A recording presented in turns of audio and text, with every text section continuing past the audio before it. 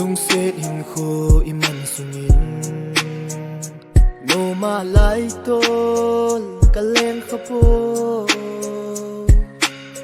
lung hai selin nei ho pi nom po kaya kun gam la ding bo na gel pati sa ching chu mil mai ta nge ati sa ching chu mil sing ta nge kalung sit penin nei hian ta le mil ta nge mil inge chol hanu lam dang san te changin na wa nu in ka u chol hanu he thim nan te changin lung hel pu min kai ka le tun ke lung en thei nan ka dim me ven na nga kon in nom kai chol ka no me chol ka no me kalung set lo ka ngai lo ze hi lo kalung in a day lo hi lo nei mil zin mil inge lung tuk mol so te dia i dia chul lo dia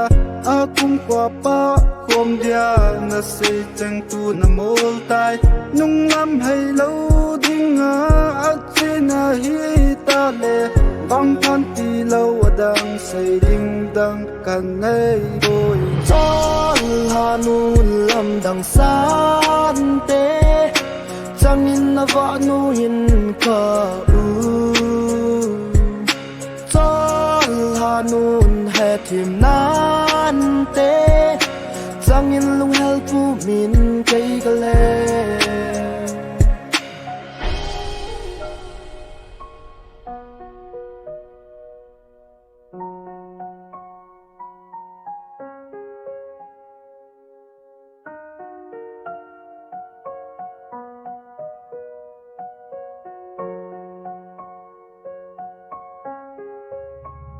khen nung sang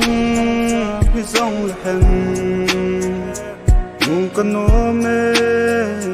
khát baby lung sẽ nó so mai mung tình mel mây ta nghe ắt say nè đi chol hanu lam dang san te changin na wa nu in ka u chol hanu he thim nan te changin lung hel pu min kai ka le